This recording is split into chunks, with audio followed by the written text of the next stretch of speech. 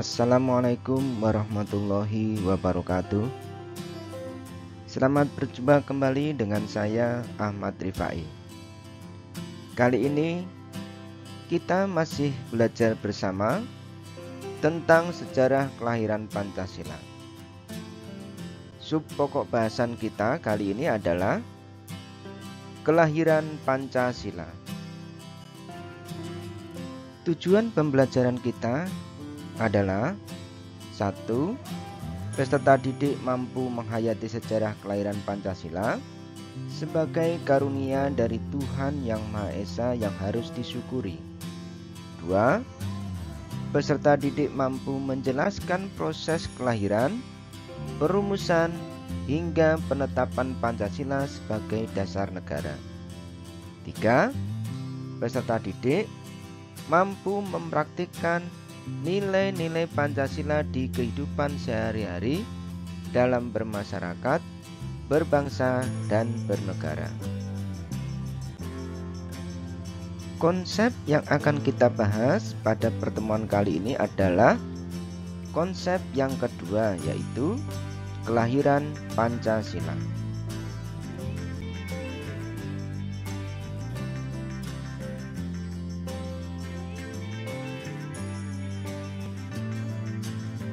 Kita harus selalu ingat bahwa Pancasila membuat perbedaan jadi kekayaan. Pancasila merajut keragaman jadi keindahan.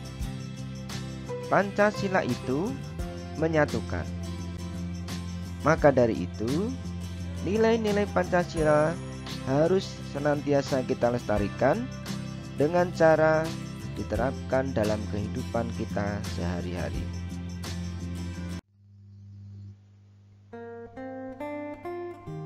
Berikut akan kami sampaikan pembahasan tentang kelahiran Pancasila.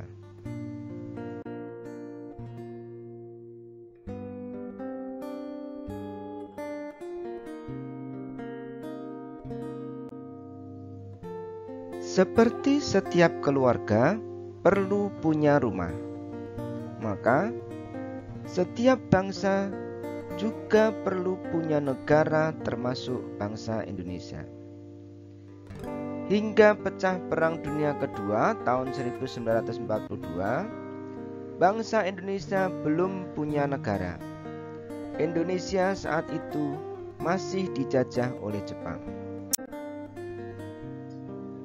Dalam penjajahan tersebut, bangsa Indonesia sangat menderita. Hasil panen diambil paksa. Para pemuda dijadikan romusa, pekerja paksa yang terus disiksa.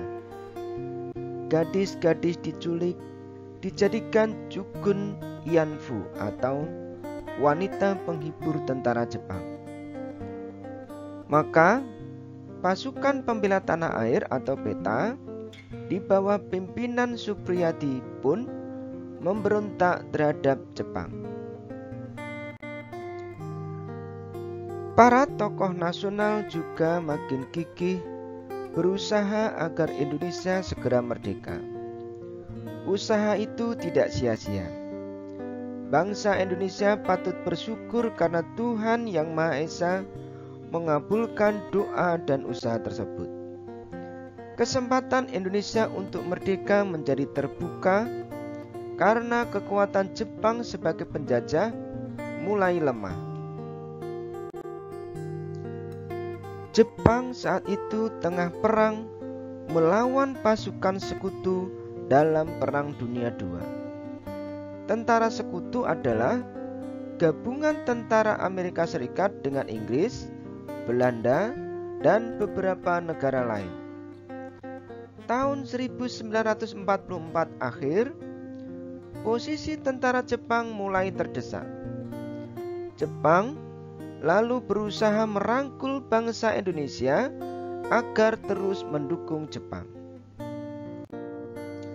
Jepang membentuk lembaga yang dinamai Badan Penyelidik Usaha-Usaha Persiapan Kemerdekaan atau sering disebut BPUPK. Tugas lembaga ini adalah membuat rencana atau menyiapkan segala hal yang diperlukan untuk menjadikan Indonesia merdeka. Beberapa waktu kemudian, BPUPK inilah lembaga yang menjadi tempat kelahiran Pancasila. 1. Merancang dasar negara.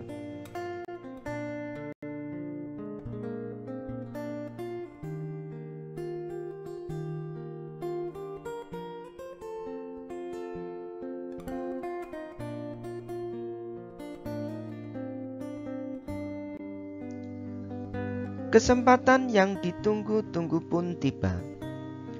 Bangsa Indonesia mulai melihat peluang untuk membangun negara. Kalau membangun rumah, harus dimulai dengan membangun pondasinya. Untuk membangun negara, juga harus dimulai dengan membangun dasar negara lebih dahulu, yang dilakukan melalui sidang-sidang BPUPK. BPUPK didirikan pada tanggal 29 April tahun 1945, dipimpin oleh Rajiman Widyodiningrat, seorang dokter yang sempat sekolah di Belanda, Inggris, Perancis, dan Amerika Serikat. Jumlah anggotanya 69 orang, terdiri dari berbagai suku bangsa di Indonesia, wakil suku keturunan asing, serta wakil dari Jepang. Pada tanggal 28 Mei 1945, BPUPK diresmikan. Kantornya di Gedung Chuo Sangiin yang sekarang menjadi Gedung Pancasila di Kementerian Luar Negeri di Jakarta. Dalam peresmian itu, bendera Indonesia merah putih dan bendera Jepang secara bersama. Wakil Indonesia mengibarkan bendera Jepang, sedangkan wakil Jepang mengibarkan bendera merah putih. BPUPK pun mulai bersidang. Sidang pertama BPUPK berlangsung dari tanggal 29 Mei sampai 1 Juni 1945. Pada pembukaan sidang tersebut, Rajiman sebagai ketua bertanya kepada peserta sidang, apakah dasar negara yang akan dipergunakan jika Indonesia merdeka?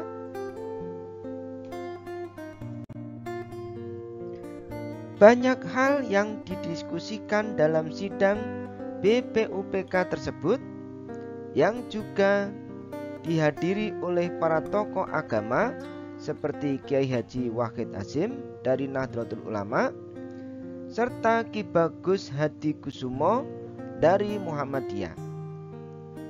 Para tokoh nasional berpidato di kesempatan tersebut.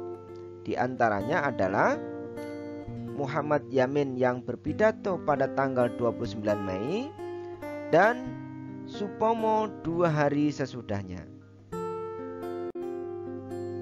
2. Hari lahir Pancasila.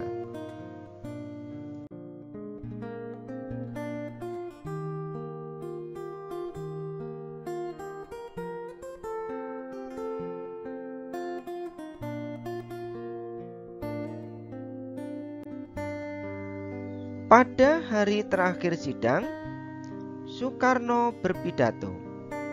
Saat itu, Soekarno berusia 44 tahun dan sudah menjadi tokoh nasional yang terkenal setelah berulang kali dipenjara dan diasingkan oleh Belanda sebagai penjajah. Dalam pidatonya yang berapi-api, Soekarno mengusulkan 5 untuk menjadi dasar negara. Pertama, kebangsaan Indonesia. Kedua, internasionalisme atau peri kemanusiaan. Ketiga, mufakat atau demokrasi. Keempat, kesejahteraan sosial. Kelima, ketuhanan yang Maha Esa. Soekarno juga mengusulkan nama Pancasila untuk dasar negara. Saya namakan ini dengan petunjuk seorang teman kita ahli bahasa. Namanya ialah Pancasila.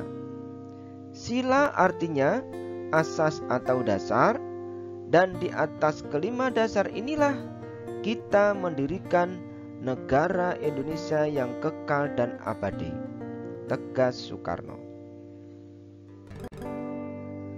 Menurut Soekarno, malam hari sebelum mengusulkan Pancasila itu, ia keluar rumah, melihat ke atas langit, dan menatap bintang-bintang yang ada di angkasa.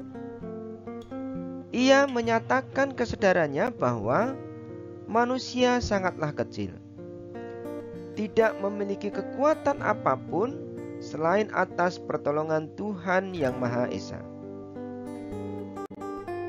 Lalu Soekarno berdoa memohon kepada Tuhan yang Maha Esa untuk diberikan ilham dalam merumuskan dasar negara. Setelah ia selesai memanjatkan doa, ia mendapatkan inspirasi bahwa dasar negara yang sedang dirumuskan secara bersama harus digali dari bumi Indonesia sendiri, dari kebudayaan yang mengakar pada masyarakat Indonesia. Pada tanggal 1 Juni 1945 itu, semua peserta sidang BPUPK sepakat dengan nama Pancasila. Maka, tanggal itu kemudian dijadikan sebagai hari lahir Pancasila. Mengenai butir-butir isi Pancasila, BPUK memutuskan untuk dirumuskan kembali. Demikian pembahasan tentang kelahiran Pancasila yang dapat kami sampaikan. Mudah-mudahan apa yang kami sampaikan ini dapat menambah pemahaman kita dalam mempelajari sejarah kelahiran Pancasila. Untuk mengetahui lebih lanjut tentang materi ini, kita akan bertemu kembali pada pokok bahasan selanjutnya, yaitu tentang perumusan Pancasila.